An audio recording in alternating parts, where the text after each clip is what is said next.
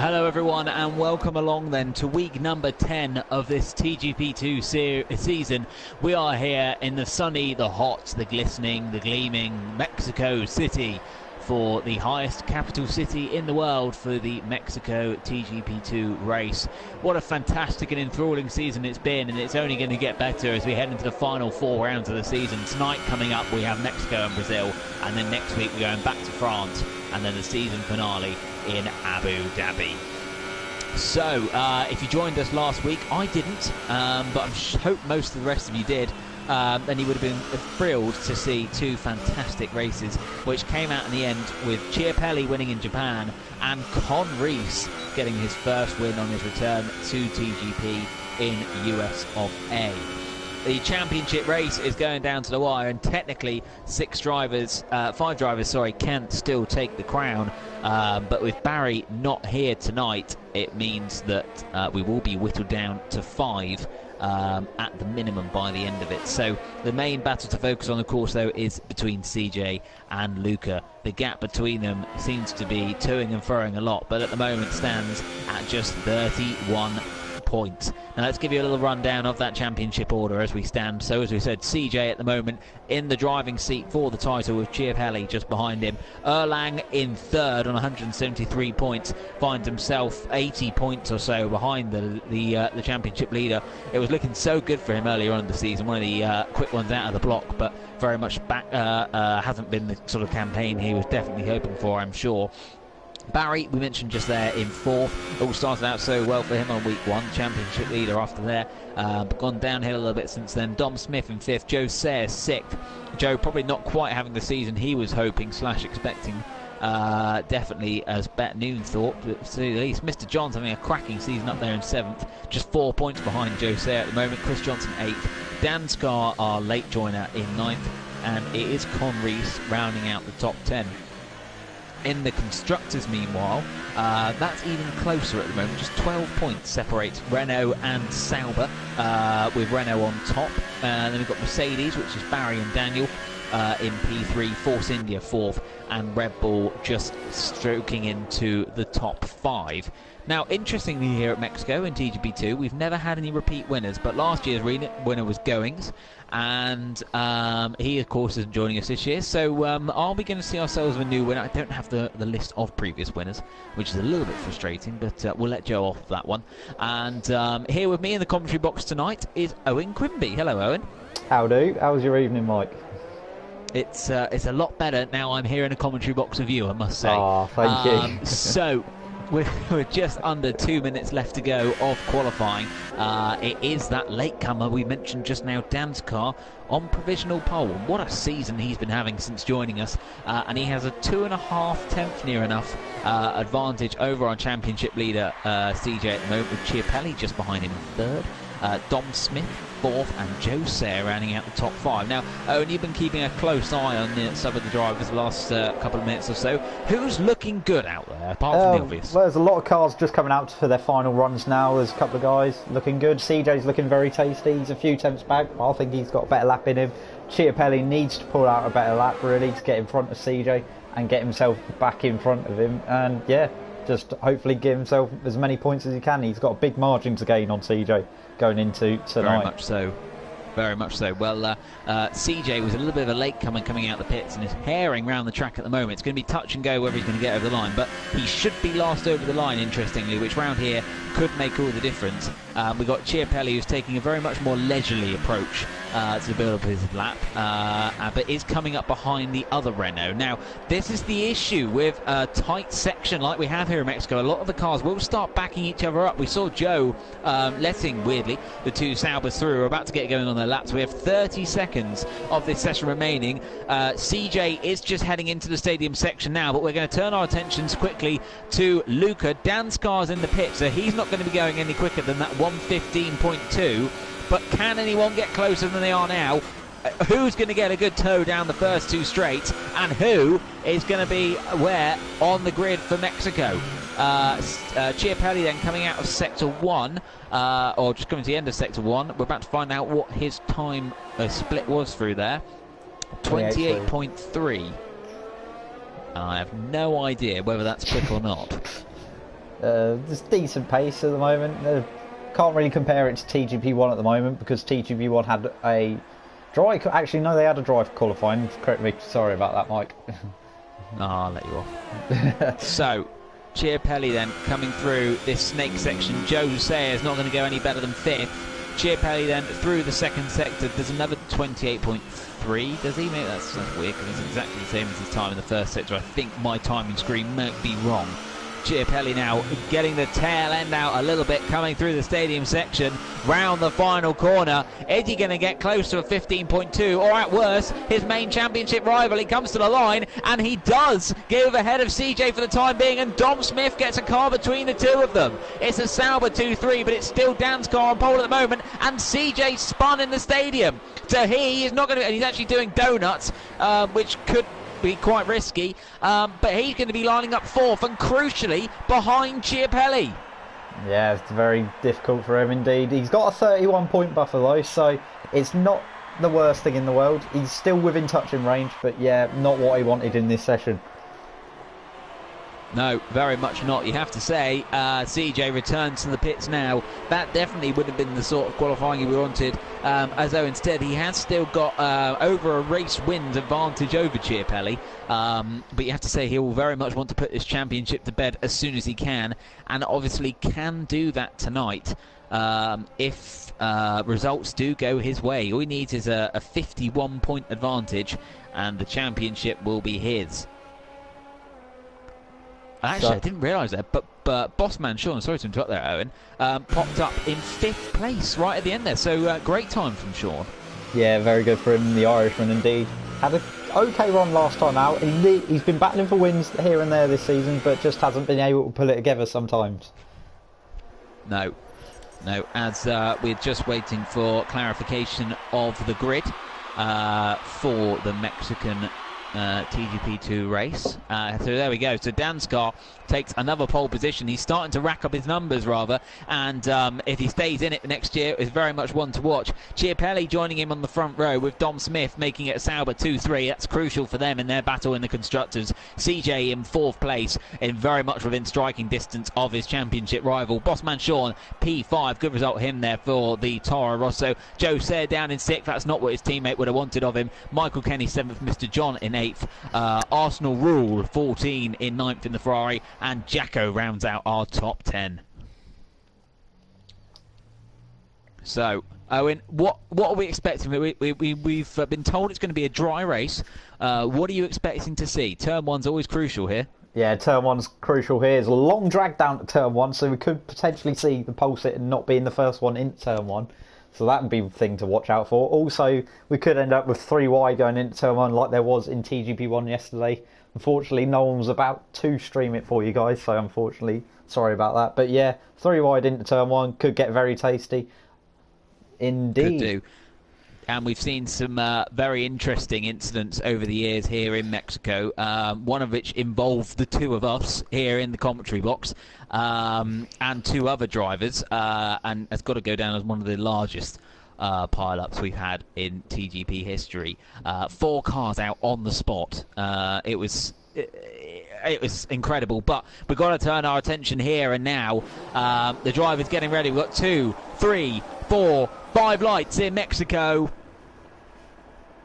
And we're underway, and there's a jump start for a Ferrari further back, but it's a good getaway for Dan's car, and CJ's had a good start as well. Chiapelli got bogged down a little bit, and is already under pressure from his teammate. On the run down to turn 1, and Dom Smith, according to my timing screens, has already got his teammate, and it's trying to go around the outside of Dan's car, but moving out of the way, and CJ sitting on at the inside of his championship rival, who touch. Dan's car ran a little bit wide there, and they're 3 wide going into turns 2 and 3, but Chiapelli somehow at the moment comes out in P2. Dom Smith, after that, a great initial launch, finds himself down in 5th now, and there's carnage further back as Erlang's out, but CJ's trying up the inside at the end of the second straight, and now Bossman Sean's getting involved, and this could not go very well for CJ at all if the Toro Rosso gets between him and his championship rival, and they're still battling as they come into the snake section. But Owen, crucially, Chiapelli's still ahead of CJ for the moment. Yeah, crucially indeed for him. Stays ahead. He's only going to make a 3-point dip into that gap that he's got at the moment, but still very good for him indeed to just keep nipping away at the points of CJ.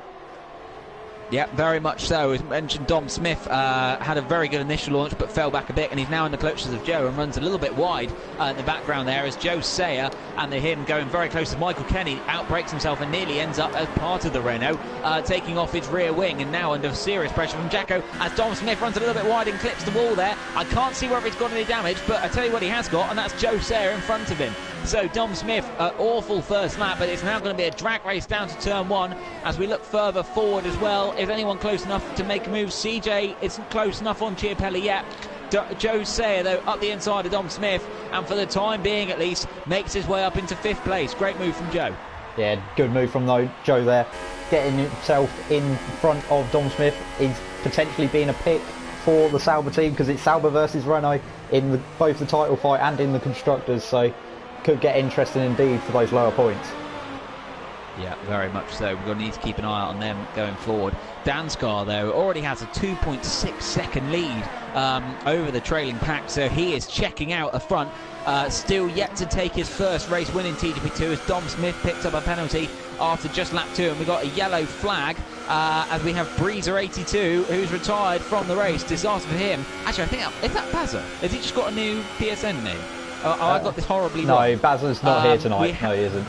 No, he is definitely not here tonight, thank you. Yeah. We have got a McLaren with some front wing damage there, so I don't know whether they've had some contact maybe. He's now sending one up the inside. That is AFCB James, who's struggling there. Mr. John down in 10th, not gone very well for him in the opening couple of laps. But Chiapelli is starting to eat into the lead again of Dansgaard. The gap down to 2 seconds, and Dom Smith is now being put under a little bit of pressure from Michael Kenny as Joe Sayers already gapped him. So Dom Smith struggling for pace at the moment, and Bossman Sean and CJ still keeping Chiapelli honest in the battle for second. Yeah, meanwhile Marco is just having a bit of a slice and dice with Jacko over P8 at the moment. They're side by side coming down the straight heading towards turn 4, Mike. Yeah, here we go then. We've got Jacko pulling to the inside. Marco does just about enough to fend him off. Jacko picks up a penalty in the meantime. And is he going to be able to do the whippity-wop flop swap coming into the second stadium section? Not quite. And the Red Bull tucks in behind its sister team. And these two could have a nice little battle continuing and brewing through the race. But Jacko won't want to be taking many lines like that, considering he always has a penalty. As Michael Kenny now, another one to pick up a penalty. So they're coming in thick and fast at the moment. Yeah. Interestingly, though, I'm starting to see that CJ's losing a lot of time in the middle and last sectors, so I'm wondering if maybe he's running a lower downforce package, which obviously is really helping him in the first sector, but is hindering him slightly towards the end of the lap. Well, I'm watching on board with Bossman Sean now. He's heading down the main straight. CJ has managed to pull out on the exit on him, so I think your theory is right. He's slower in the second and third sector, but he's just basically built his car for straight line for this Grand Prix. I think you might be right. Bossman Sean has a little look up the inside of CJ there, coming through 2 and 3. So are we going to have to see Sean make a move into the second sector? But he's got DRS and is very much within striking distance of the Renault at the moment. And is he going to have a look at the inside? CJ has to go defensive, and that puts him offline a little bit coming through 5. Bossman Sean picks up a penalty, I believe, for corner cutting. CJ runs a little bit wide there again, both of them locking up, heading into those tricky 6 and 7 corners and into turn 8 now. Are we going to start to see this Renault struggle a little bit, and is Bossman Sean going to place his car well enough to make a move? Yeah, that is the question indeed. He's getting close during sector 2 and sector 3, but he just needs to get closer so he has a chance on the main straight. Yeah, and CJ running a little bit wide there coming into the stadium section, so as you said, he needs to be well poised coming onto the main straight, and we are onto lap 4 now, which is when the pit window opens. So are we going to see anyone dive in? Not yet at the top 4. No, a couple of cars towards the back of the field. Roy swapped on super soft tyres, and once again just don't get a great exit there, Bossman Sean, and CJ is gapping him down the main straight. He definitely is doing that, and so it's going to be crucial to see. CJ's run a little bit wide there actually, and this has put Bossman Sean in the prime position to try and take a provisional podium place. CJ covers the inside line. Bossman Sean's going to try and go the long way round, and at the moment it's looking promising. I've got some poor camera angles and can only see the rear wing of both cars, but Bossman Sean has got the move done. Yeah. Meanwhile, further back, I was looking. It was Marco and Michael Kenny were having a bit of scrap before that got very tasty between Bossman Sean and CJ. But I think Marco has overtaken Michael Kenny for P7. Well, Marco, who was battling Jacko a couple of laps ago, starting to put some distance between himself and that Red Bull, and soon you have to think might be hunting down Dom Smith. So. Interesting to see how that one develops. CJ still keeping within striking distance of Sean, and Dansgaard's now got that gap at the front up to 3.5 seconds. So he really is checking out at the front at the moment. Are we going to see anyone dive into the pits? Maybe CJ. No, he doesn't. I thought it looked like he was going to then, but CJ is going to have DRS, and if he is running this low downforce package as we predict, this should be a walk in the park. Yeah, he's covered. He's down the inside, and that's a move done by the looks of it. Yeah, comfortable move back into P3 then for CJ. I can never remember. Is there a second detection zone? I can't remember personally. We'll see in a second though. There is not. No. No. So CJ now can use the DRS to extend his gap a little bit to Bossman Sean then. So we're going to have to see it. But CJ seems to be struggling again through these slow corners and on acceleration zones. He doesn't seem to be too bad, but during these slow corners and these higher speed ones, he is really struggling compared to that Toro Rosso, who looks well poised and balanced to try and make a move again. We've got a fantastic aerial camera at the moment of these two. I'm not sure if you're seeing it. No, I haven't got that one. I have, and it's bloody brilliant. I'll tell you for why. Because we're seeing Bossman Sean all over the back of the Renault driver, heading back into the stadium section. Lock up there from CJ. Maybe this time Sean can get the move done and make it stick, but he drops off a little bit coming out of the stadium. The gap increases as CJ dives into the pits. He is the first of the top 4 to pit. Yeah, it'd be interesting to see what sort of tyres he goes onto as well, Mike. This early in the race, I've got a feeling he might end up on the super soft tyres. My prediction is, no, he's got ultras. He has. He's going to have to make these last and work now, because this is going to be who can. And Dom's also pitted, actually, interestingly, within all that. Sorry, I did miss that, but Dom Smith has pitted. Sorry about that. Sean just lost it on the exit of turn 3 and nearly cost himself in position to Joe. So Joe's now all over the back of him, battling for P3. So is the pressure off CJ a little bit now from that mistake from Bossman Sean? You have to say immediately it will be. But as we've said, this tyre wear might become crucial towards the latter part of the race. But I'm looking further up the field now. Joe all over the back of Sean nonetheless. But 5 seconds, the gap between Luca and Dansgaard. Dansgaard really is enjoying this track at the moment in that Mercedes car. And are we going to see either of those two dive into the pits, I wonder? Yes, Dansgaard peels in. Are we going to see Luca follow suit? Yes, we are. So where's Luca going to be in relation to CJ? The gap before the stops is roughly, if I can remember rightly, about 2.5 seconds. Sean comes into the pits. Joe made a very late call to come into the pits as well. So we've got the top 4 in. Who was that? It was Jacko in the wall coming out of the final corner. He was in the wall.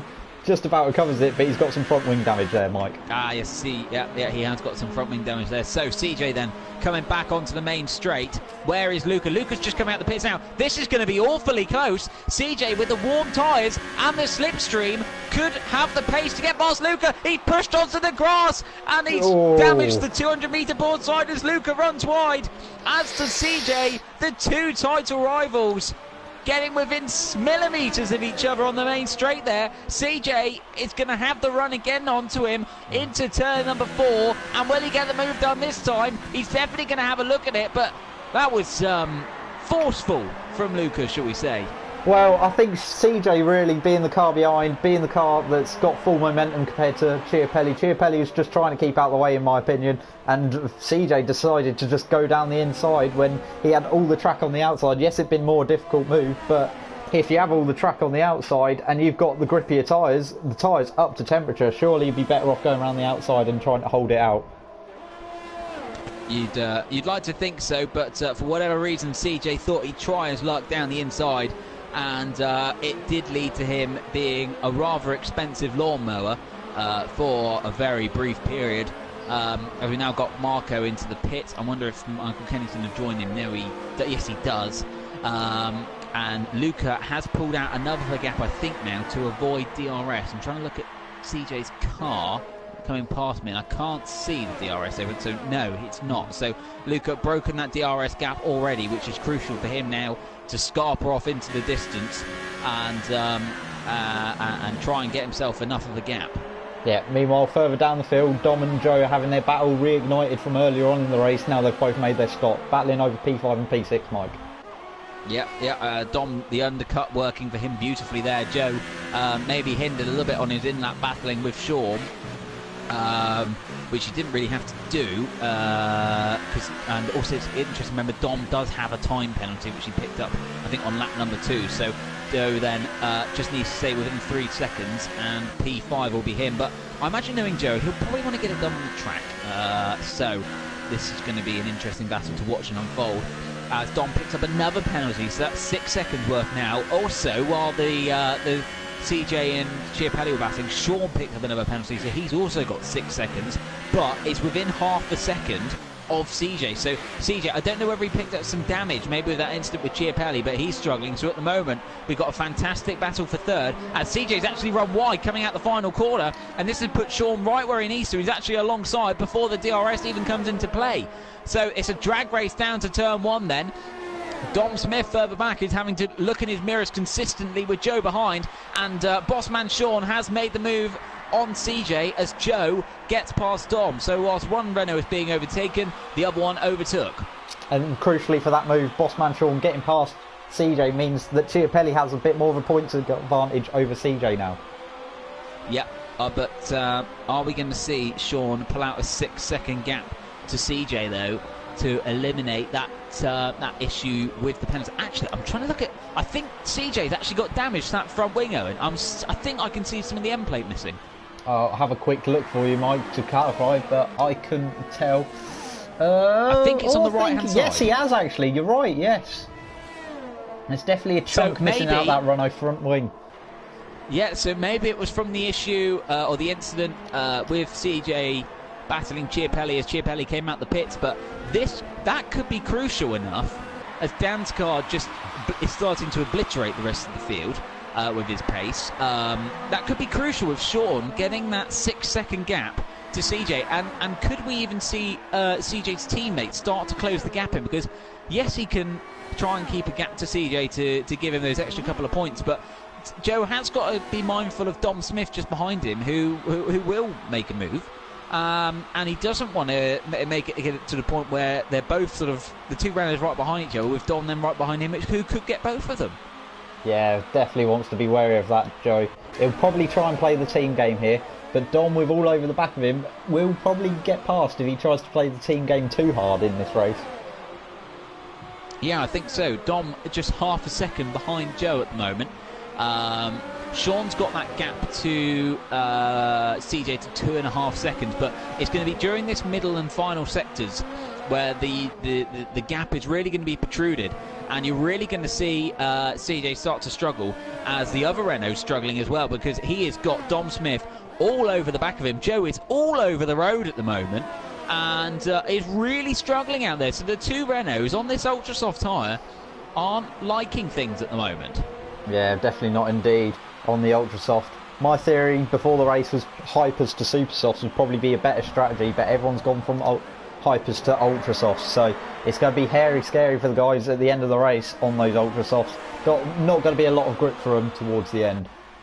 No, and also Luca might have to start looking in his mirrors for Sean in a minute, because he's just set the fastest lap of the race, and Dom might be having to start looking in his mirrors for Marco, who's starting to close him in. So the two Toro Rossos on this ultra soft tyre coming alive a little bit, and the gap between Sean and CJ is already up to 4 seconds. So he only needs a couple more to be made out in the next 7 laps to get that 6-second buffer he needs, as we've got a yellow flag in sector 1 as we've lost one of the McLarens. Yes, we've lost James, unfortunately, from this race. It promotes Red Bull Kim up to 11th, and then new guy Arsenal Rule 14 up into 12th.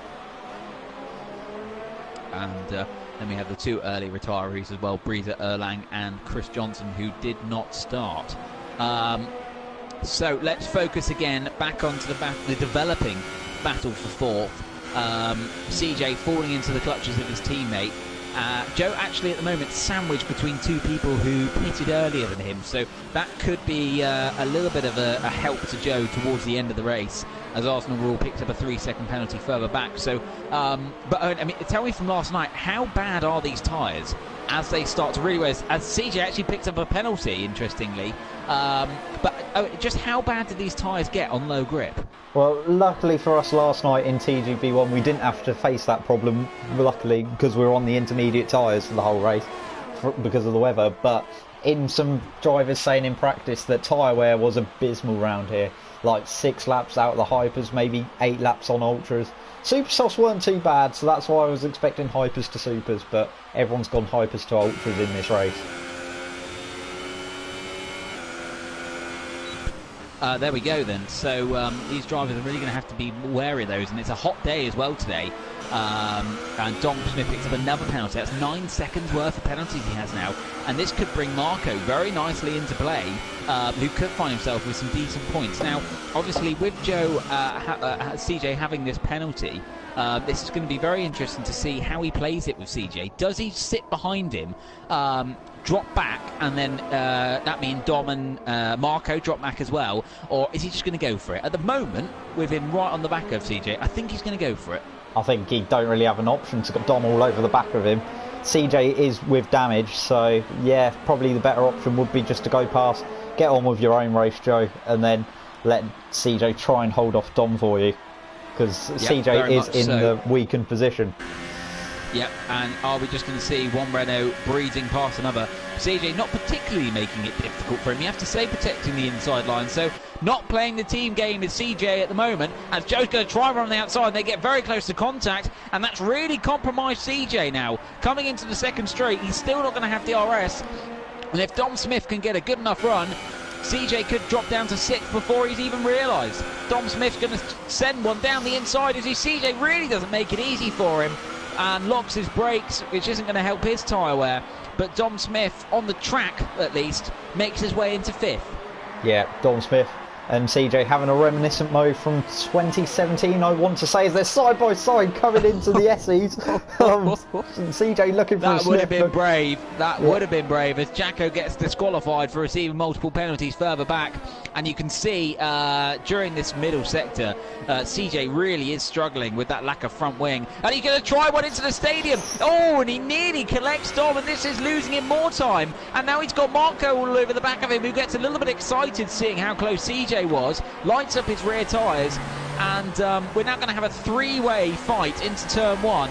Although CJ with a poor exit out of the stadium, he really does have Marco all over the back of him now. The Italian driver, is he going to make a move into turn 1 on the championship leader? Dom Smith weaving on the straight, trying to break the slipstream. CJ with this incredible straight line speed is all where he needs to be. He's going to try and get around the outside. They get very close to contact. I know in this, I think could end badly. Yes, this could end badly. CJ has to be careful, because yes, he's got a comfortable position in the championship. You can see they're going side by side again into turn 3. Watching on board from Marco's car, and CJ looks like he's got the move done again, has he? No, not quite. Yes, he's just about got it done, but Dom's going to have a look at the inside. No, he's given up on the move for the time. No, CJ's wide though. Oh, and we've got a real 3-way fight as Bossman Sean gets another penalty, and that puts Joe at the moment up into 3rd place, which is good for Renault. Marco somehow got his way past Dom Smith. Dom's lost a lot of time from all that. He was 5th a moment ago, but really lost out. He tried to keep his foot in there, coming through the second stadium section, and it nearly paid off for him. A couple of mistakes and lockups from CJ as well, but now finds himself in 7th place behind Marco and with a 9-second penalty. CJ only having 3. I don't know if Marco has any, but Dom, it could be well and truly out of this at the moment, and just to make it even worse for him, has more warm tyres. Yeah, not a good run there from Dom. All got a bit tasty while you were talking to each other there, but looking on board. Oh, and Sean's retired. Oh, Sean's out, Jesus. And Joe's out. What's happened to Joe? Joe stopped. Joe stopped. Sean's out. So this is now a battle for P3 on the road. Joe's gone. as Marco had no hybrid coming down the main straight. He'd used all his deployment, so he couldn't do anything with CJ that time round coming on the main straight. But now this is a battle for P3, and this changes it completely. Not what Chiapelli wanted at all. No, I was about to say, this is a disaster for Chiapelli, who did have 2 cars in between himself and his championship rival, and could have had a third if Marco had made a move on him, but now finds himself with his championship leader, yes, although 15 seconds behind him, but now just only losing 3 points, whereas he was losing 8 or 9. Yes, big problem for Chiapelli there. A little block up there from CJ. Marco's still all over the back of him, so it's not quite 3 points done and dusted yet, but it could fall to 6 or even maybe 8 if Dom can get himself back in this battle. I'm just going to have a look to see whether Marco has a penalty. Yes, he does. He has 2 penalties. So he needs to get past CJ and gap him by 3 seconds in order to take 3rd place at the moment. Unless CJ, of course, picks up another penalty. But CJ's straight line speed is unbelievable. Marco is in the tow. He had DRS and couldn't get close to him. Yeah, and also to mention, CJ has a bit of front wing damage, but also Marco looks like he's got a little bit of front wing damage as well. So they're both walking wounded, these guys battling over the final podium spot. Yeah, and one person we barely had to mention who is still in the race and at the moment is on course for his first win is Danskar. But I really didn't want to say that because last time, Chiapelli picked up a penalty. It doesn't really make a huge difference, I must add. Last time this happened to Danskar, he was leading a Mercedes 1-2 and crashed at Ascari. Hopefully that won't happen again today, and he can, as he starts his final lap then. But here we go then. Marco versus CJ. Marco, of course, with those 2 penalties, CJ with just the 1, both of them with front wing damage, both of them locking up at pretty much every single braking zone possible at the moment, one of them with incredibly good straight line speed, as he gets a pretty poor exit actually coming out. I think something's happened to Dom further back. No, he hasn't, sorry, I did see a yellow flag come up. But here we go then. Last lap, main straight, DRS open, full attack inbound. Once again, Marco's run out of hybrid on the main straight. But he's gone for it anyway. Around the outside, is he? He's having to think about it, and he backs out of it last minute, but that compromises CJ. Oh, and he picked up another penalty. Well, that's done and dusted. Yeah, CJ looks like he's going to finish P3 most likely with the penalties for Marco as they head into the chicane, and that was probably Marco's last chance as well, unless he tries something. He's giving CJ a chance. And CJ nearly found himself in a wall. Yeah, not good for either driver, but we got to remember that Danskar has led this race from start to finish, and he's driven superbly as he crosses the line to take the victory. Wow, well done, Danskar. I'm sorry we missed your crowning moment of glory. Your first TGP2 race win. Congratulations, son, from a commentary box where we've won plenty. It's a great feeling. Chiapelli picks up 2nd place. Good result for him. The battle for 3rd has calmed down because Marco has lost 4th to Dom. And these two both with 9 seconds worth of penalty. This is for position. Dom Smith, as far as I know, is going to finish 4th unless Marco can send at the inside in the next 250 yards. And he's definitely going to think about it. But Dom does hold on to 4th. CJ take 3rd. And if you'd told me that CJ was going to finish 3rd about 4 or 5 laps ago, Owen, I would have said you were barking. Yeah, definitely looked like he was in a strange position, so we say. It had guys behind him with penalties, but they were on much quicker, looked much quicker than him, and he had front wing damage thanks to that instant coming out the pits with Chiapelli. Wonder if the stewards will investigate that. It's a bit dangerous between the pair of them, and it's ruined CJ's races comfortably because he's finished 18 seconds back from Chiapelli. Yeah, well, we'll keep you updated if there is any inquiry into that one as it goes. I just caught a glimpse of Marco's steering wheel there. The gap between him and Dom over the line was 32 thousandths of a second. So about double the time it takes you to blink was the gap between them over the line. Yeah, definitely very interesting indeed. But Danskar went unmentioned in this race, won by about 15 seconds in the end. Just drove comfortably and led from start to finish. Well, it was a really great performance from Danskar, and that champagne will taste ever sweeter. He's waited a long time, We thought it would have happened earlier than it has, but the Estonian claims his first race victory in TGP2, and this sets a very good precedent, you have to say, for him for next season. With Chiapelli coming home in second, chipping the gap down to 28 points in the driver's standings. CJ came home a miraculous third. It didn't look possible for most of the race, particularly in the second stint. Dom Smith came home in fourth. There you go, got that one out in the end. Marco, good result for him in fifth in the Toro Rosso, but it could have been so much better. Mr. John in sixth, Michael Kenny seventh, Joe Sayre down in eighth. In the end, Red Bull Kim found his way into ninth thanks to all the drama and the chaos. Arsenal Rule 14 in 10th. Sean, disaster for him, could have been third. Now finds himself outside the points in 11th. Does get 2 points, of course. And James in 12th, picking up the last point. So, I think conclusions from that race. Dan's car's untouchable at Mexico. And CJ and Chiapelli are both very, very lucky boys. Yeah, very lucky indeed. That could have been a plane crash sort of accident there. Like one a few seasons ago we had in TGB1. Very dangerous indeed from the pair of them. And they both got quite lucky indeed. I imagine they will have a very large slap on the wrist from respective members of the stewards. Less to say, probably their team managers. So let's gear ourselves up then for Brazil. Last night, as Owen mentioned, it was changeable conditions in TGP1, so not really many comparisons to draw on coming into this race, it must be said. But we have had 4 repeat winners here. Now, the maximum time this race has been won is twice by a single driver. And that crown is shared by 4 drivers. Owen, we're 2 of them.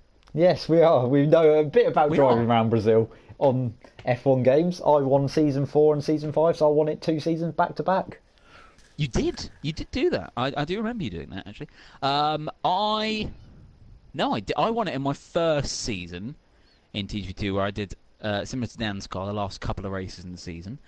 And I then won it when Joe picked me to the title, when Daniel Roberts, a TGP2 veteran, halfway through the race was leading, just ahead of me, and went for tea halfway through. Gifted me the race win. It still counts. It's still in the record books, so I am having it. I join an illustrious list of 4 drivers. Dom Smith is the another one who has won it twice. And the other driver, let me double check, is Isaac. There we go, Isaac Gilson. Now competing esports on Project Cars. Well, what a club to be a part of, eh? Yeah. The 3 best members of TGP and Isaac. No bias here at all in this commentary box. Where we should be as well, Owen. But we won't dwell on that, you know. And Isaac's success is fantastic and mighty. But clearly, Owen and I are just as good. Just saying. Yeah, we are. Dom, we shouldn't forget Dom, really. Yeah, but no bias in this commentary box at all. Mentioned. Yeah, yeah. Dom, well done, mate. But you're not quite on our level. So then, who's got something to prove in this race? Erlang has something to prove, for sure, because he struggled in the last race, including retirement. Mr. John, I reckon, has also got something to prove in this race, having a shocker in Mexico, down in P10, especially the sort of season he's had so far. And who else? I want to see more from Chiapelli, I think, because he... Fair enough to him, he raced well in the last race, but he got lucky with CJ's damage, and especially at the end of the race where he picked up a penalty. So I think he's got to turn the wick up for sure here in Brazil. What do you think, Owen? I mean, am I speaking out of turn? Am I speaking harshly of Chiapelli there? I don't know. Who knows? He's cut it by 3 points, so it's now down to 28 points. With 3 rounds to go in this season, there's a bit of a gap back to anyone else. So realistically, after tonight, I think it's between Chiapelli and CJ quite comfortably. I think that does now mean that it's just a 2-horse race for the title. Oh. Yes, it does. That is it. So 5 become 2 as we're at sunny Interlagos. But yeah, so you now are left with just 2 people in the fight for the title, ladies and gentlemen. Yeah, very interesting. So there we go. Indeed. 2 people left. The Constructors is quite tasty though, because what happened in the Constructors? We had Chiapelli last race. So Joe finished 8th, CJ was 3rd, so that is with the Joe Sayre point system. That's 20. Bouncing down the pit lane.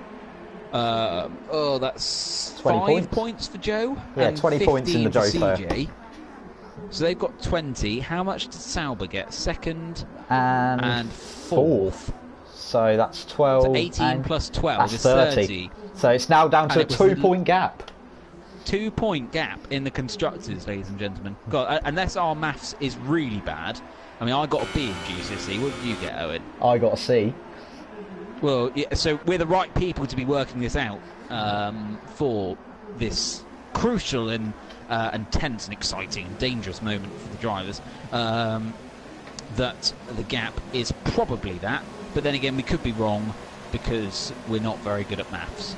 Okay, I've just had my weather sources tell me from the Sauber Weather Centre. Thank you, Sauber, once again for providing us weather. It's going to be a dry qualifying but a full wet race. Full wet race. God, we don't have to spoil you, don't we? Don't we spoil them, Owen? Yeah, I think we definitely spoil the TGP2 viewers. I think we do spoil you. Whoever's there, it's we're spoiling you. Don't forget to join in on the conversation. We'd love to hear some of your thoughts. Hashtag TGP2 on Twitter or in the comments section. Any questions put to us, we will try and work out, except maths questions. We're not doing those. We're all mathed out at the moment. Yes, we are all matched out. I'll just have a quick look at the comments while we're waiting for people to start laps in this qualifying station. We've got Phil Bardrow saying, "We love you, Mike." Well done, Hey! Phil Bardrow. Dom Smith nice to hear commenting, some how could he be driving and commentating? That's a bit... Maybe that's why he got 9 seconds worth of penalties. Yeah, there could be that. Owen ain't too bad himself, apparently. Phil's put the Broncos suck. Cheers for that, Phil. Paul McGuinness has replied with ultimate sexiness, Mike and Owen. And James Connors put wingman time Dom in that race, so I'm guessing that was when Chiapelli and Dom were quite close to each other at some point in Mexico. Yep, I imagine that if a James does work anywhere within Sauber, he was getting very close to getting on the radio to Dom Smith, I imagine. Yes, very close. Is there a James in Sauber? I don't know. There could be a James. There's many people, there's hundreds of people work at F1 teams. There possibly could be a James based in Switzerland. There's got to be a James in there somewhere, surely. Up in the hills and the mountains in Switzerland. Yeah. There's got to be a James in there somewhere. I don't know. Maybe James O'Connor can go and work with them to create a James. James, do you fancy that? Yeah. Let us know. Get in touch on 81199. No. Yeah, 81199 or tweet us at TGP2commsbox or email us at we will never read this at tgpseries.co.uk. Get in touch one of those ways. We'd love to hear from you. And I'm sure one way, someday, it will actually get to us. Yes, it will. There's Chiapelli has set one of the benchmark times so far in this session. About 3-4 minutes gone so far, and Chiapelli goes top with a 1 minute 9.1. Now, what were the times they were getting in TGP1 last night? We were in the low 108s, high 107s last night in TGP1. It was a really weird qualifying session, actually. It was a sprinkling shower at the start of the session, but dried up towards the end. So it was right place at right time, I imagine, the qualifying, was it? Yeah, it was definitely one of them. As Bossman Sean's doing a little adventure, shall we say, keeping out of the way of everyone on his in-lap.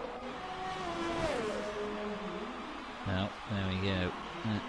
We'll keep an eye on the drivers as they're coming in thick and fast.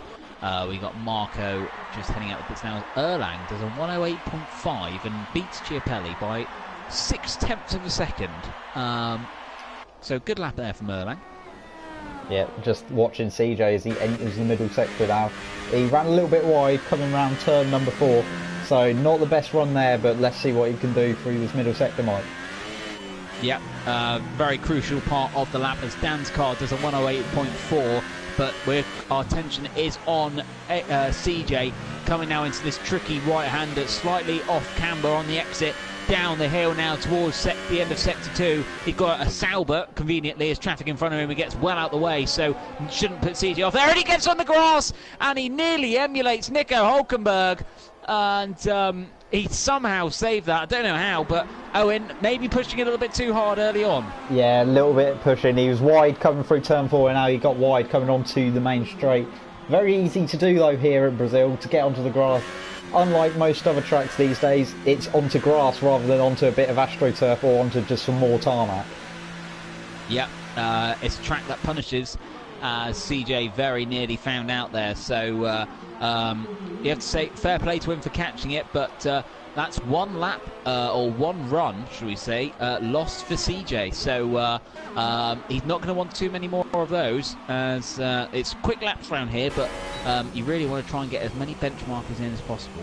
Yeah, you definitely do indeed. Marco's just starting a flying lap as he comes down the centre S around turn 3 and heading towards turn 4, Mike. Yep, so Marco then, the Italian driver, very nearly found himself on a podium in the last race, and as he comes through Sector 1, there's Ryan on board with him then, coming through this fantastic circuit, Jose Carlos something or other, Interlagos. This tricky double right-hander then to the top of this part of the track. Don't run too wide on the left-hand curve. You want to take as much of the right-hand apex as you can. He missed it a little bit there. Left-hand turn, this seems to go on forever. You want to get on the power, but the rear end just wants to get away from you the whole time. This tricky right-hander then take a very, very late apex. You get the best run you can coming down the hill, and towards the end of Sector 2 then is at the bottom of the hill as we start the long climb back up to the start-finish straight. Don't use too much of the curve on the outside because you will end up in a wall or spinning, as CJ found out. And coming up to the line then, where is Marco going to go? He's got a 108.4 to beat, and at the time being he does on a 108.415, and it's 6,000 slower than Dan's car, and that is a suicidal gap between the two of them there. Yeah, that does make you want to jump off a cliff, that sort of gap. You're so close to being on pole position, but luckily there's time to go in this session, so don't throw yourself off the cliff yet, Marco. Still got time to go and improve and get pole position. Hold on, be strong, brother, as you've got plenty of time to go there, as we've got a few drivers on outlaps. Erlan is one of them, Dom Smith is another. Marco's trying to... Erlan was on an outlap, ladies and gents. I wasn't making that up. But he's now found a wall instead. Yeah, he's found the exit of turn 5, that looks like, from just a quick look on board in this session. Yeah, I think he's just found the wall there. Chiapelli sitting in the pit lane. See who else is on circuit. Dom Smith is currently on an outlap, on a fresh set of super soft tyres. And we are about to see what sort of lap time he can do. Can he improve? He's currently sitting on a 109.9, so he's a second and a half off of Dan's car at the moment. As he winds up through the gears, then he will have the ERS turned up, the fuel turned up. Hope his battery's charged, and for a difficult braking zone into the centre SO. Now, why is this braking zone so crucial? Well, this braking zone is so crucial. It gives you the run down the hill, you need to carry momentum, and also it's actually one of the corners where you have to turn in and keep on the brakes at the same time. If you brake and just stay in a straight line, you'll probably end up missing the apex. It's 17-1 then for Dom through Sector 1, so he's already half a second down on the first time that Marco did, so that could give Dom quite a good indication of where he's losing most of his time. He ran wide, I think I saw, through turn number 3 then, but he's going to have to keep it together through the middle sector to try and see if he can improve on P6 at the moment. Bossman Sean is 2 attempts up the road in 5th at the moment, so into this tricky right-hander. The car just wants to get away from you the whole time as CJ does pop into 5th, just a couple of hundredths off his championship rival for the end of Sector 2 then. Dom Smith, now the long climb up the hill, keeps away from that exit curve, which CJ failed to do. As he climbs the hill then, Dom Smith, what's this time going to do? Is it going to be enough for an improvement? And if it is an improvement, how much by? He crosses the line to do a 109.5, which does put him into 6th place. but he's still 4 tenths off his teammate and CJ. I'm looking down the grid at the moment because I noticed someone was missing. Joe Sayers still in the pits, Owen. What do you reckon's going on there? It's an interesting call from Joe. He's had a couple of issues so far today. Oh, sorry, I got distracted by the football. I think we can let you off. It's Arsenal Man United playing at the moment, which is obviously far less important than TGP2, so I'm not surprised why you're all watching this instead. So Dom Smith then finds himself in P6. Joe Sayers still in the pits. The other Renault, the championship fight for the constructors is now, as we mentioned, down to 2 points. So it is very competitive at the moment. Dan's car is about to make his way out back onto track for another go. We've still got 7.5 minutes left to qualifying at the moment then. This is the drivers making their way back out, some of them. We've got Joe now on a lap. There you go. Joe, you go. If you heard me, thank you for responding. I want to see what you can do, brother. Yeah, it'd be interesting to see what he does. It's about seven temps covering the top 5 currently in this session, and then Dom's in 6th, about a second off pole. So there's a bit of a margin so far in this session in TGP2. Yeah, very much so. We've sort of got the top 3, and then we've got 4th and 5th, then 6th and 7th, and then 8th and 9th. So yes, Owen, as you said, very broken up at the moment. But Joe then, which battle's he going to join in on as he makes his way onto the main straight? His internet's still not great as he's lagging the whole way. Joe Sayre then starts his flying lap.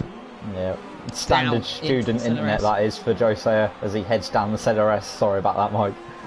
No, I was going to touch on that. Joe Sayre recently moving into some student accommodation, so is compromising his internet somewhat, you have to say.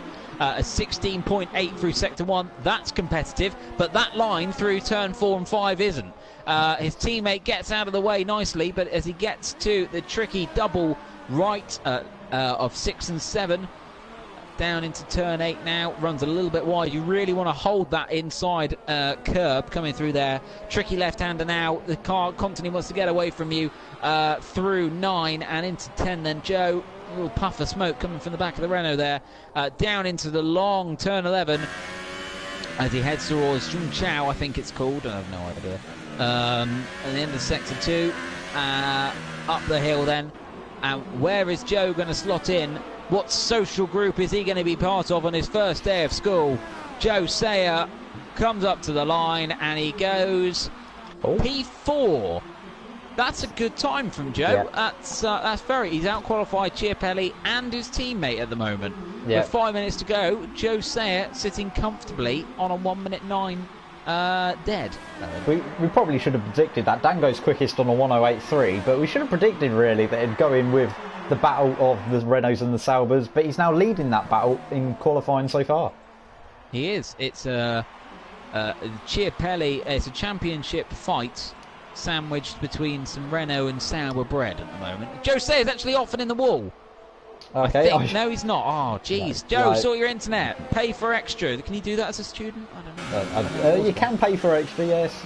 In my halls you could. For first year you could pay £5 a month and you'd get the top speeds in the building. While just watching Chiapelli, he's now on a flying lap coming through the middle sector, Mike. Chiapelli then runs wide, gets on the grass.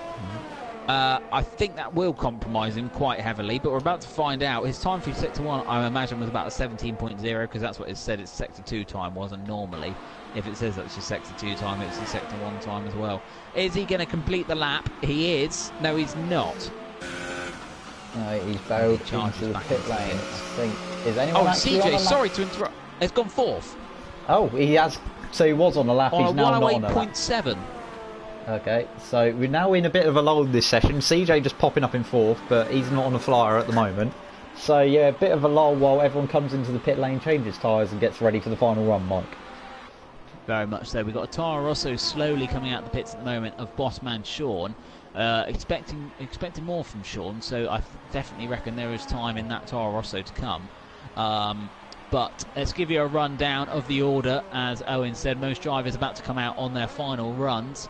Dan Scott on pole, provisional pole at the moment, 108.3. Marco second, 108.4. Erlang in third. I'm going to go you no quicker than a 108.5. CJ just popped up into fourth for 108.7. Joe Sayer P5, 109.0. Then we've got the two Saubers, 6th and 7th, and then Sean in P8. So Dom Smith has also come out on that right now. CJ pits. Is he going to have enough time to turn his car around? He'd like to think so. Sorry. Owen is talking in parcel tongue. Sean gets a little bit leery coming out of Zhongzhou, I think it's called, as he heads up now to the main straight. Bossman Sean then is quick on one lap pace, but is awfully inconsistent in race trim then. Sean down into turn 1. Takes a lot of the curb on the first part of the centre S's there. That pushes him out a little bit wide into turn 3. Come on now to the second DRS zone on the lap as he comes to the end of sector 1. It's 17.0 in sector 1, so not the best time ever. He's got time to make up for the rest of the lap using all of the curb available to him on the exit of turn number 4. Coming out now to the double right-hander of 6 and 7. As he rises to the top of the crest. Spot your braking zone for turn number 8. Locks up a little bit, misses that inside curb. That won't help him too much. The long left-hander now as he squirts the power on. Joe Sayers left, not really a surprise, but Sean locks up again. It's a bit of a scruffy lap from the Irishman, but his sector 2 time is going to be something or other as he runs incredibly wide again as he now heads out of the last proper corner on the track and back up the hill. What time is this going to be for Bossman Sean? Is it going to be an improvement on a 109.7? And if so, where will it put him? Can he split the Saubers and the Renaults? Yes, he can. He splits the 2 Renaults and does a 108.8, so he found nearly a second on that lap. A great lap there from Sean, and that could be just what he needs to have a strong race too. Yeah, next to that midfield bunch looking to complete a lap is Dom Smith. It looks like Dan Scar's probably going to take pole position because the nearest rivals to him is only on our outlap. Or maybe not actually, Marco. I'm speaking too soon. Sorry, mate. Yeah, I'll let you off. Dom Smith then climbing up the hill. Where's this lap going to put him then? Is it going to be an improvement on P8? The Saubers occupying row number 4 at the moment, which really isn't ideal.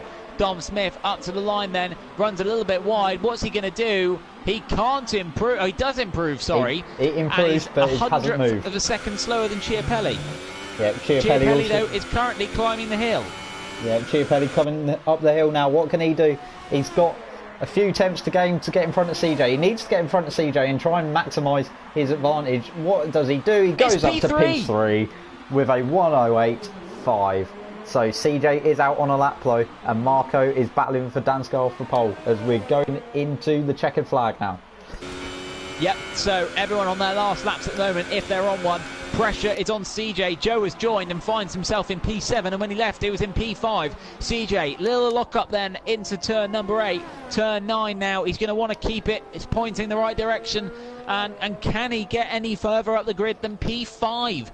Because he's at the moment got a car in between himself and Chiapelli again, and he doesn't want to lose any more through the second sector. I think he's pretty much matching Chiapelli at the moment. The long climb up the hill, this time he doesn't get too close to the grass. And what time can CJ do? He's coming up to the line at the moment. How close will he get to his championship rival, and can he better him? Up to the line. No, he can't. He improves, but not enough. So it looks like Dan Scar's going to improve and go pole position. He is coming up the hill now. Is he backed off? He's backed off of the lap. He knows the pole's in the bag. So Dan Scar, 2 poles tonight, and very impressive drive for the Mercedes driver in this qualified session. Very much so. The Estonian on fine form at the moment, and it's from our terms of speaking, it's an all-foreign front row. Estonian and Italian making up the front row, and once again, Dan Scar putting in those sort of laps that we know he can do, and can do so well. The thing is, he's on pole position. He's up 2 poles tonight. Can he match his win from Mexico in the wet conditions that are predicted for the Brazilian Grand Prix, Mike? That will be the telling factor, and I think that the pace is clearly there, and can he hold on to it? That will be the key feature. Since the drivers then, we're about to get the confirmed starting grid come to us now. Here we come. Bit of a wait. Yeah, bit of a wait. Meanwhile, there's an offside just called in the Arsenal-Man United game. Thank you, Owen. Right, here we go then. Run down to the order. Dan Scar takes his second pole of the evening. And we have another Mercedes, and again, Mercedes on pole. Marco joining him on the front row. Good qualifying from the Italian. Chiapelli in third. Erlang in fourth.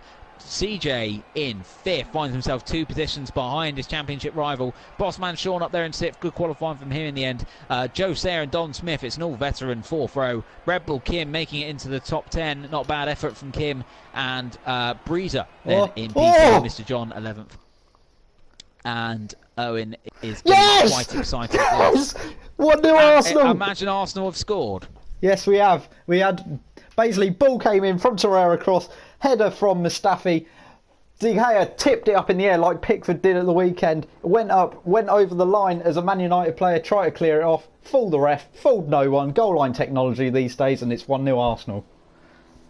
Thank you, Owen. We also double up as football commentators, so if anyone's watching, do write to us at we are not just F1 commentators. Please do bear us in mind for other things at whatever email address we use.co.uk. Thank you very much. So, Owen, what is the key things to watch out for in this very wet? And Arsenal rules got so excited at the game, he's actually left. Owen, what should we look out for in this race, apart from the rain? It's going to be very tricky for all the drivers on traction. And try not to do the same things that the TGP1 lot did yesterday. Curbs are very slippery around here, especially in the wet anyway. So it could be interesting. Well, here we go. We have 5 lights. Joe's left. And we're underway in Brazil. Here we go then. It's a good start from Dan's car. Marco's losing out a little bit there, and Chiapelli might have already lost out to Bossman Sean. Yes, he has. No, he's lost out to Erlang. Bossman Sean's coming at him, but Chiapelli, forceful, takes back 4th place. But Bossman Sean isn't going away, and this is helping CJ get all of the back of his championship. Sean spun! The 2 times rivals have touched. And there's carnage at the back of the cars everywhere. CJ's out. I've never seen anything like this before. We have 6 cars out on the rundown to turn 4, including the championship leader. And that all started because Sean got a little bit excited on the loud pedal coming out of turn number 3. Owen, I have never seen anything like that. Well, they've just tried to top TGP1 what they did yesterday. We were down half the field gone by the end of lap 3, lap 4. No, they've topped it today. They've had half the field lap 1. Everyone's just decided to absolutely go crazy, have a massive accident, and that's that. Well, so who have we lost? We've lost Sean, Michael Kenny, Red Bull Kim, Jacko, CJ, and Mr. John. People with damage include Chiapelli, and but somehow Chiapelli, there's no safety car. Somehow no safety car, but crucially, CJ out the race and Chiapelli still in the race. This is a great chance for Chiapelli to make some points now in him. It's hoping for a safety car. It's probably not going to happen now, but he can claw some points back and make a decent margin going into the final week of the season. Very much so. He has got a damaged front wing, though. It's good to bear in mind. But also something to bear in mind is our new race leader in Marco, who, in all the carnage, took the lead. But I'm not going to lie, that didn't really stack up on the importance level to the massive accident that happened on the second straight here. Yeah, big accident indeed. Like I've already mentioned, they've managed to top TGP1 what they did yesterday. There was an accident coming out of turn 5 in TGP1. They did it out of turn 3 today, and there was a lot more cars involved. Well, we've got cars in the pit, so we only have 7 drivers left. Joe and Arsenal Rule didn't make the start. CJ is classified 9th, so technically will still pick up 4 points. Dan Scott's gone! Oh, and Dan Scott's off. He's in the wall. He's spun on the exit of turn number 10, I think it is. Yes, it was. And the Mercedes driver plummets to 5th. and will have to stop for repairs, and that means Chiapelli's up to 4th, and at the moment will be taking 8 points off of CJ. 8 points? He'd be taking 12, Mike. Oh no, yeah, CJ. No, CJ will be classified 9th. Yeah, it's not like most other series. Once you crash, you still get classified in points depending on where you are on the road. So crucial for CJ then, and also thing to remember: Chiapelli's teammate is in front of him, and I imagine if Dom Smith is looking like he's not going to get the win, might let his teammate through. Chiapelli, getting very close to the grass on the braking zone for turn number 4 there. He won't want to do that too often. Yeah. So currently in this race on lap 3, we have, well, 4 contenders realistically for the win. Unbelievable. This is... oh no. Welcome to TGP2, ladies and gentlemen. So, yeah, as Owen said, we've got 4 real contenders left for the race win. Marco, Erlang, Dom and Chiapelli.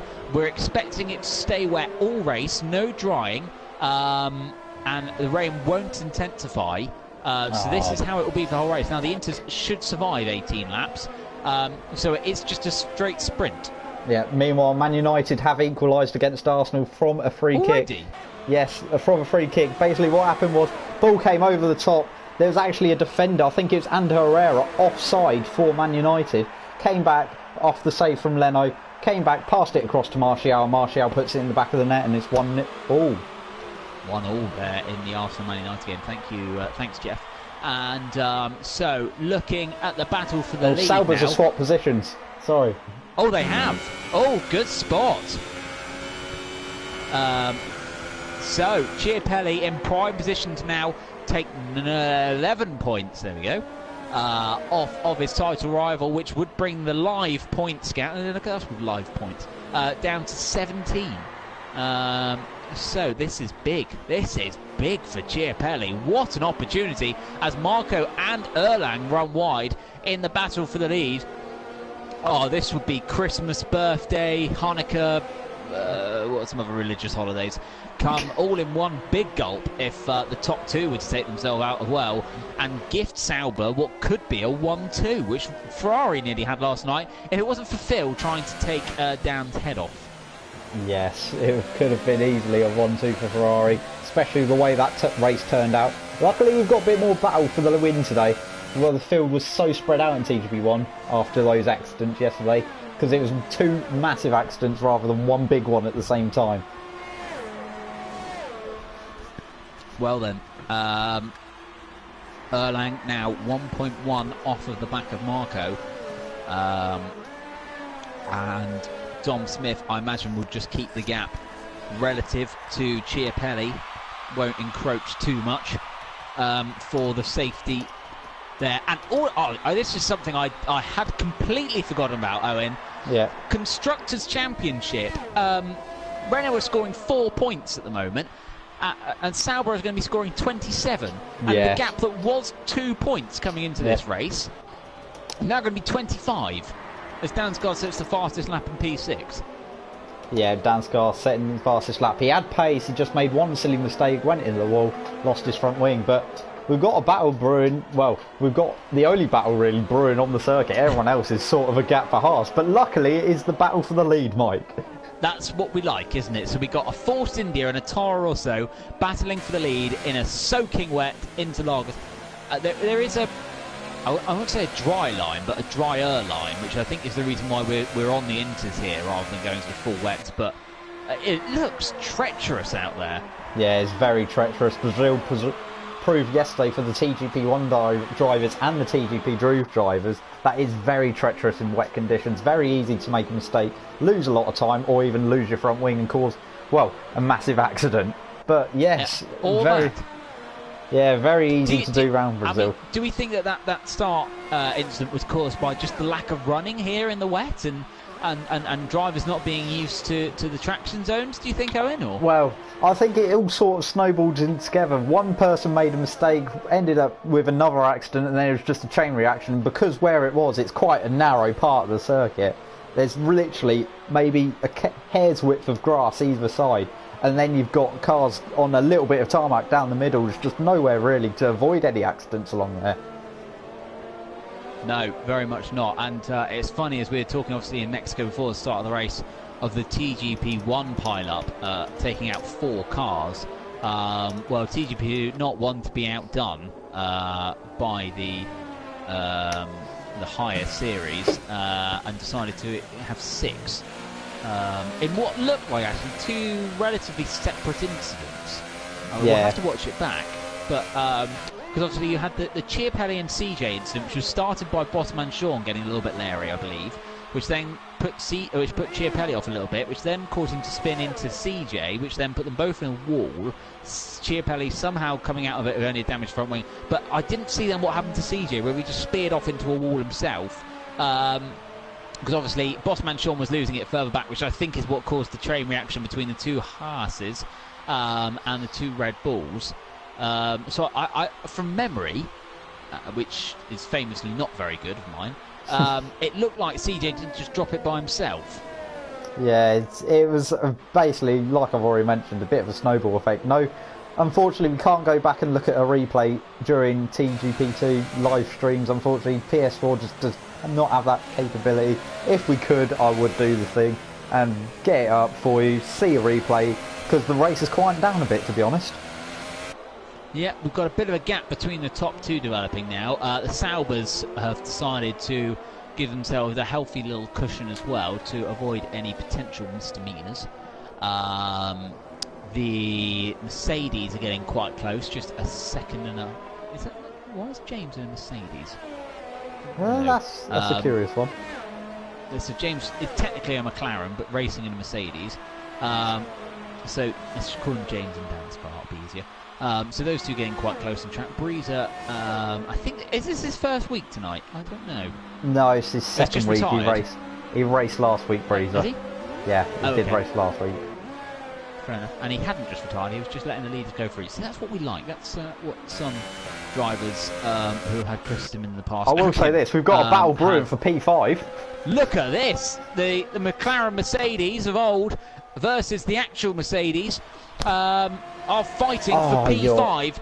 And this could get tasty as Danskar nearly ends up in a wall again for the second time today, being squeezed by James. The battle for 5th then, going into turn 1. Danskar's going to try it around the outside. James is going to try and hold on to it. There is contact, and Danskar just about keeps it on the road somehow, but does lose a lot of time in that whole process. James getting his elbows out a little bit there, Owen. Yeah, he is getting his little elbows out. Sorry about that, I was just watching Mustafi getting booked for a foul outside the area. And also there's been a substitution. Rob Holding has gone off and Lichtsteiner has come on. Still 1-0, Mike. Thanks, Jeff. So James getting his elbows out a little bit there with Danskar, you have to say. And for now at least, the battle has been put on hold as we head to the halfway distance of the race. Marco still holding on to the lead for the time being, looking to take his first TGP win. Erlang in second. Chiapelli, I imagine, is just going to hold out for 3rd. I would be... hang on, Erland and Marco are now battling for the lead, Mike. What's happened? I completely missed it. I just saw the gap getting closer and closer. Marco pushes Erland out for the time being, but the leader's there, deciding to get a little bit argy-bargy, and this could help Chiapelli if something happens, which we have seen already, could quite easily happen. So heading now into Sector 2. It isn't really an overtaking zone on the track, but Erlang can definitely set himself up now. This is the battle for the lead we're asking for. We're going to forget the 2 Mercedes battling for 5th at the moment and focus on these 2. Into turn number 10 now. Erlang getting a much better line through that corner, you have to say, as James and Danskar are swapping positions further back, but we're concentrating on the top 2 at the moment as they head into Zhongchao and up the hill once more. And has Erlang got enough of a gap on Marco? I think he's just got enough this time, Marco. This time round, but Danskar and James are still battling. The battle for 5th, because it turns out the battle for 5th is incredible. It's unbelievable. We're watching the 2 Mercedes, one of them isn't actually a Mercedes, go head to head at the moment, and they keep swapping places. on the exit. And Danscott's done the same. He's done the same thing. He's out. And he's had enough. Oh, you've got to feel for him. He nailed qualifying. He probably didn't want it to rain, and it did. Oh. Oh, hang on. Something's happened to Marco. Marco's been in the pits. He's pitted. That's all that happened. He just came into the pit. Is that allowed? Is that a thing? You can pit on into tyres, but most people in TGP1 weren't doing it yesterday. But it did cost James a race victory for not pitting. He got a puncture towards the end, and that cost him the race victory to Northants in a Force India. Once again, we have a Force India leading in the wet. Chiapelli's now up to second thanks to that Marco pit stop. So that's more points gained on CJ, and that's just what he needs. But what he doesn't need is a puncture. So with this damaged front wing, obviously his tyres are going to be feeling the strain and the stress, even with the surface being a little bit slippery of this Interlagos circuit. So are we going to see either of the Saubers pit? Are we going to see Erlang pit? Has Marco pulled off a master stroke? Stay tuned and you'll find out. Yeah, we will stay tuned and find out. 40 minutes played in the Arsenal game, still 1-1 in this game. Thanks, Jeff. You're welcome. As the field is now sort of spread out thanks to that Marco pit stop, hasn't it, Mike? It has rather, but Marco is quick at the moment. It's closing in on Dom. Now, Dom wasn't particularly lighting the timing screens up prior to Marco's pit stop, but Marco is definitely coming back on Dom Smith a little bit now. Yeah, definitely coming back indeed. Marco with the fresh rubber. I think the top three will probably stay out to the end now. If they were going to pit, they were going to pit the same lap as Marco. Marco decided to pit, but will he be able to claw back the gap? He's got a big gap. I'll see what it is to the leader. It is 20.3 seconds to Erland, and he's got about 8 laps to do it, 9 laps to do it, hasn't he, Mike? So, yeah, he's got to take out more than 2 seconds a lap to win this race, and unless there is a serious cliff which Erlang finds himself falling off through no intention, then I can't see Marco winning this. I honestly don't know. If Erlang had pitted, fair enough, but I don't know, as the race leader, why you would have pitted. I don't understand. I thought Dom was about to come in the pits and completely disregard my claim I was just making, but I have to say I think that was a fundamental mistake from Marco to pit there. Yeah, I think the main thing to watch now for the rest of this race is just to see how much Marco can make a dent into that gap of Erland's. I think Erland, as long as he don't have any problems, is probably going to secure the race victory. Yeah, I think he should. I don't see there being too much difficulty there. As long as he keeps his tyres in relatively good order and avoids a puncture, then he should be fine. Because how many people did suffer from punctures last night? It was only James last night, and he was the race leader. Obviously. Let's give you a quick live update on the championship standings.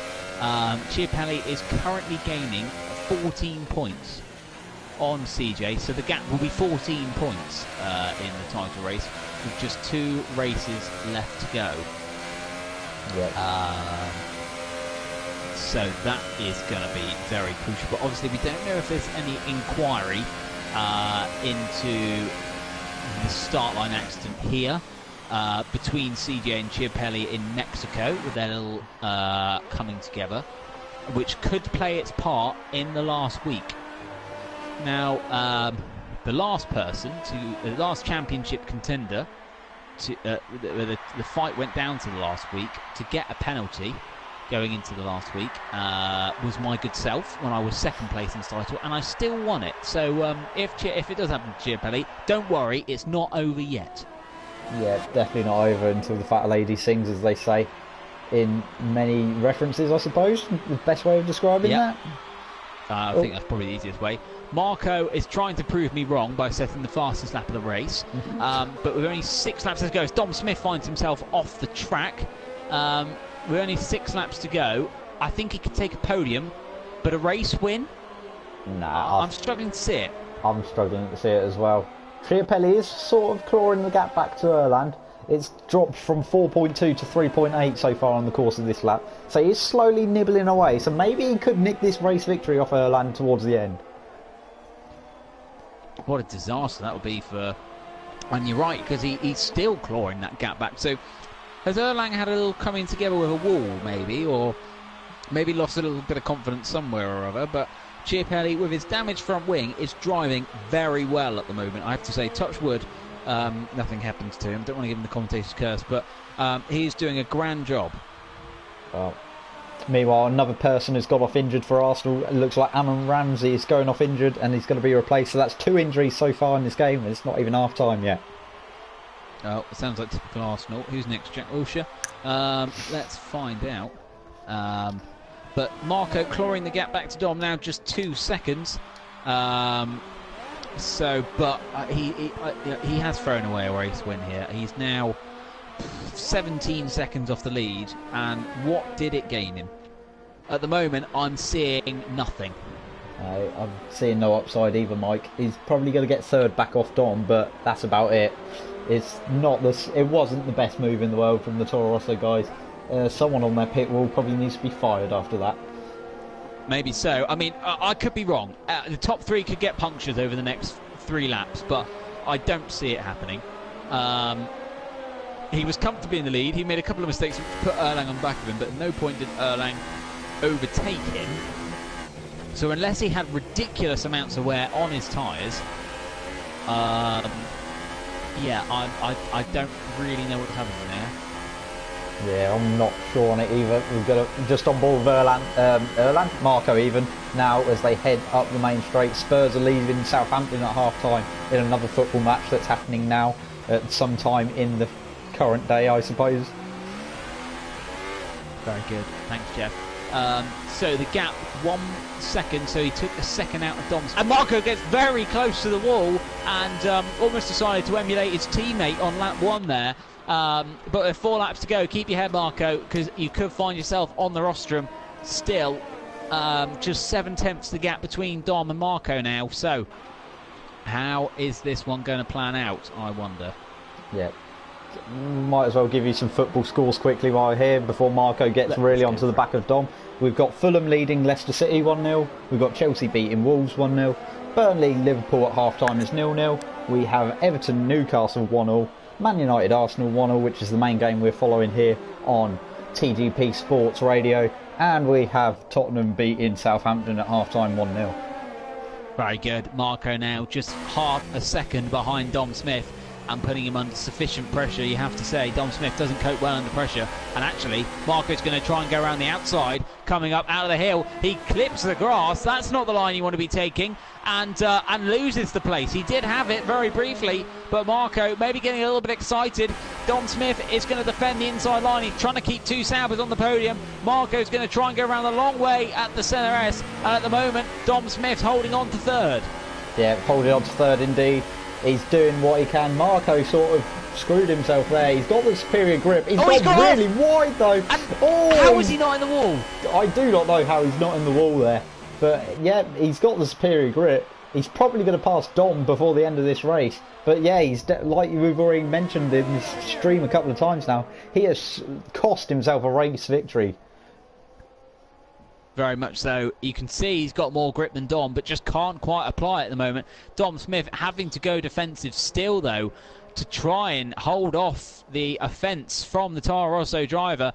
They drivers are going to be feeling heaps and heaps of pressure. This is all for a bit of silverware and a bit of crowning glory as we head down the hill now. You don't want to be going side by side through here, but Marco's going to try and go the long way around Dom Smith, and he runs wide again. Yeah, we can't keep it Dom's going to put his car on the inside. There's a little bit of contact there. Marco has found its way through, but I think he might... Does he have to give that? I think he went off the track and overtook Dom there. I think that would be an illegal overtake in many motorsports eyes there. He was completely off the circuit, gained an advantage, and got round the outside of Dom. Yes, Dom has trouble with the front wing damage and much more worn tyres, but still, you've got to be patient about it. You've got to get past at some point. Just take it easy, man. Very much so. I think that is Marco laying him back through. He is. So Marco, if you're watching the stream, well done, sir. And yeah, that was, I think, a little bit too far there. But as we said, he's got the tyre life and the performance clearly to get back past ahead of Dom Smith. That's not the issue. Just do it on the road. Yeah, do it on the road. Best way of doing it. Stop trying to gain positions off the road. Try and race as fairly and cleanly as we can, and that's what we try and promote in TGP. That is what we try and promote. Well said, Owen. So Erlang is soon going to be starting his final tour of this Brazilian Grand Prix, and Marco's going to try again round the outside of turn number 11, is he? Thinks better of it this time, but he has got a very good run on Dom Smith, so surely into the centre S he's going to have his chance. Erlang starts the final lap of the race. We've got a yellow flag. I hope that's not Chiapelli. No, it's not. Okay, it's not Chiapelli, but Marco has already got the run on Dom Smith and has found his way into second place. Owen, he finally did it how he ought to. And has Dom pitted? No, he hasn't. Oh, he vanished from my screen temporarily, so I thought he might have gone into the No, pit. he didn't peel into the pit lane, but now on the final lap, and Erlang, it was really a survival of the fittest. Charles Darwin, his theory coming into fruition here in Brazil, and Erlang has got half a lap to go before securing a race victory for Force India. Very much so. It has been... He wasn't the quickest. He wasn't the most flamboyant, and he definitely wasn't brave on overtakes, but what he has done, as Owen said, is survived. And in a race like this, that is all you have to do. So hats off to Erlang in that respect, because he's kept it on the track. He's kept the pace consistent. He's held off any advances that Chiapelli has been put in. You have to say, maybe if Chiapelli had kept his front wing intact, he would have been able to put up more of a fight. But Erlang then, up to the line, is going to take his second win of the season. Erlang wins in Interlagos. Chiapelli is going to come home in second place. And crucially, cut the championship down to just 14 points with 2 races to go. And what a finale we're going to have, Owen. Yeah, what a finale indeed. We thought CJ had it pretty much in the bag after Mexico, but a disaster, a horror show getting caught up in an accident. The 2 title contenders actually colliding together. CJ was unfortunate to get wiped out in that accident. Chiapelli carries on, comes home and gets a P2, and now it's down to 14 points, and Sauber take the lead in constructors as well. By quite some margin, gaining... Oh, we worked this out just now, didn't we? Yeah. No, we didn't work out the constructors. We worked out the drivers. We didn't work out the points. Sauber have just got 30. Yeah. And so and Renault just picked up 4. So it's 26 points. 28 26 points. 26 points. Is it? It was 26 points, so it'd be 24 the gap. Now it'll be 24 in Sauber's favour because they had 6 points more gained over the course. Yes, it is. Sorry. Yes. It's that figure is the gap. Erlang's won though. Well done, Erlang. Fantastic drive in the end, and to come home the winner. Marco did scrape back onto the podium in the end, but he probably should have expected to have won. Congrats there from Vijay Mallya, who has no part in the team anymore, but there we go. And your top 3 then in what has been one of the most eventful races in TGP2's history. Yeah. So let's get confirmation of the results then. Erlang coming home first. Chiapelli in second. Good race for him in the end, avoiding all the carnage. Marco coming home third. Dom Smith, good race from him in fourth, again staying out the carnage at the beginning. AFCB James in fifth. Breezer last of the finishers in sixth. Danskar, our pole sitter, in seventh. Mr. John, CJ, Jacko, Rebel Kim, Michael Kenny and Bossman Sean all out on lap 1, Owen. What are your thoughts from the race then? Let's wrap this up. What can you take from this race? What can I take from this race? Well, try to get caught into an accident on lap 1 in Brazil, because it just ends in chaos. We've learned in two races in 2 nights, accidents in Brazil in the wet can end up quite drastically wrong for a lot of drivers. 6 cars wiped out on lap 1 here in TGP1, and Erlang, survival of the fittest, ends up picking up the victory. 2 wins for Force India and in 2 nights as well, though, because of it. There you go. Very much so there, Owen. It's just this category, this series, this league, never fails to surprise us. And once again tonight, it has proved that fact. I have to say, great racing from everyone tonight, despite everything going on. Still always as good as ever. Thank you very much to TGP Series putting on another great race. Thank you betnoon.com for sponsoring the event. Owen Quimby for joining me in the commentary box. We will see you next week for the season finale. Don't miss it, because it's going to be spectacular. I've been Mike Noon. He's been Owen Quimby. We'll see you on PS4. See you on PS4.